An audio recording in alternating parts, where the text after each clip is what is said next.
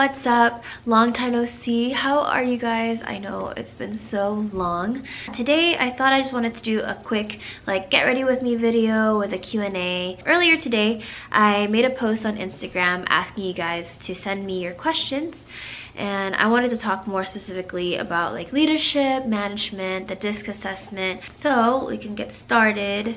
The first question is from Ann Sato. She says, "Hi Felicia, what leadership style do you most identify with and why? Also, I can't wait till your next meetup." Honestly, I can't wait either. I'm really excited. I can just tell you now, we're actually in the works for a meet and greet pretty soon. I think in a couple weeks when I'm done with school. Okay, so back to the question, what leadership style? For me, I would have to say I identify with the servant leadership style the most. And according to Nordhaus, servant leaders place the good of the followers over their own self-interest and emphasize the followers' development. So I really like that, and that's something I strive to be and something that I try to model my leadership style after, because to me, ultimately, I believe that my purpose in life on this earth is to serve others. And being a servant leader, it is like an oxymoron. Like, how do you be a servant but you're also a leader? But it's more of being there for the members of your group and to facilitate these discussions, and it's more of making things happen, I guess, for the greater good of the community that you're serving.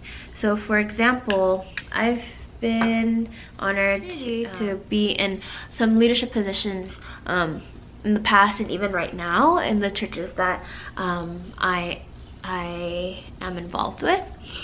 So in church, it's no matter if you're doing music or you're in charge of inreach or outreach, all of that, ultimately you have the vision of the church in mind, right? You have the big picture of where the church wants to go, and it's more of facilitating, okay, what do you want to see out of the church program? What kind of music would you like, or what kind of activities would you like to have? How can we equip the church to better serve the community and reach out to the members outside of this community, right? Next question comes from CM LaRue. What are the strengths and weaknesses of your leadership style? For strength, it does put the followers first, and I think that's a good thing because it gives the followers a sense of purpose also, that they are needed in this process. It's not just one person deciding everything for them, and they do have a voice that can be heard, and they have a say over all these matters, all the different matters. And it's actually the only leadership process that frames its principle around caring for others. Another strength is that it gives up control rather than seeking control, unlike other leadership styles. But with everything in life, there's also cons. There's pros and cons to everything.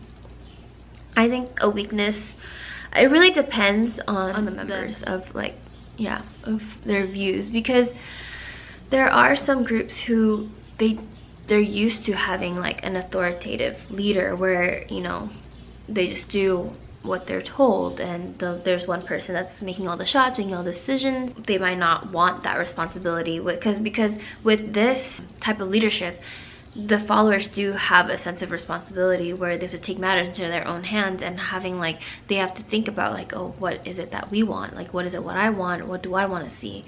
And also because that it is a group effort, it could be hard to adapt to certain situations when sometimes life comes up and things happen, and when it's not one person's decision, you do have to come with it in an open mind, and yeah, that could be a challenge. And also with this type of leadership, it takes time, and you have to build rapport with them, right? So sometimes if they're not used to it, they might be stuck in their old ways, and this could be a new leadership style for them. So it does take time to change into this type of mindset. Next question comes from Tiffany Lisa Chen. She asked, or she says, hey, #1 fan over here. Thank you. What skills or traits do you have that contributes to your leadership style? XOXO. Well, I think this one is from the DISC assessment. So according to my strengths, I think what really matches up with this leadership style is that I like to solve problems with the people in mind. To me, I don't think I'm qualified to really like make decision for everyone, and I think that's an important thing as a leader, is to know where you fall short in certain things, and to be able to come with it with an open mind and really not be afraid to ask them like what is it that they want, and to get their opinions and their views, because ultimately it is for them, you know. Another one is that I'm dependable. So if I say I'm gonna do something, I really try my best to deliver it. And I mean, obviously life comes up and you know, things happen, but I would try my very best to deliver when I say I want to do something. And another one is that building good team relationships. To me, I think that is something that after doing all these group projects for OT school, something that I really value is the relationship with your team members. For me, I think I spend a lot of time with my research group, and with my research group, we're not even just group members anymore. We're literally like sisters, we're family. We share our burdens, we share our happy moments, you know, we cry together, we get lack of sleep together. Literally from, you know, even from the beginning, they're my friends and they're my sisters. And we don't only meet up just to work on things or to get things done, but we also make it fun along the way. We make sure, you know, we talk about our life and make sure everything's okay with everyone. And we have those, you know, we take breaks, we go out to eat, and we celebrate birthdays. And building rapport, I think that's really important, and that's I think for me, it's one of like the biggest secrets of success, is to just build rapport and the connections with people that you have to work with. Next question, Mooney Dumpling says, hey Felicia, love this pic, thank you.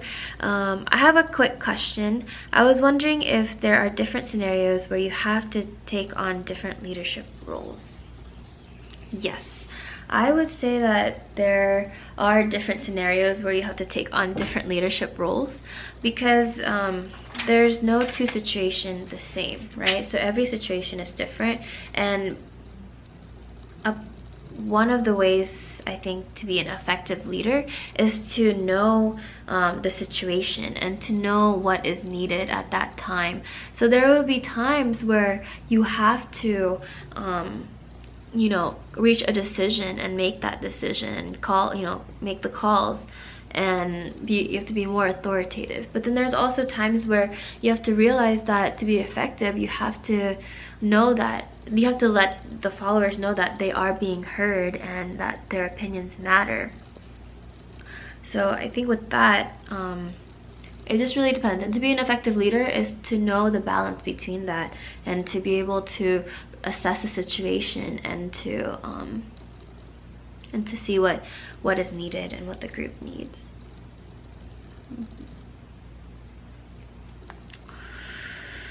Let me see.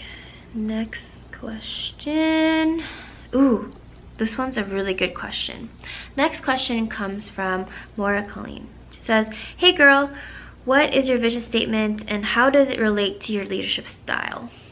So it took me a while to really think of what I want as my vision statement.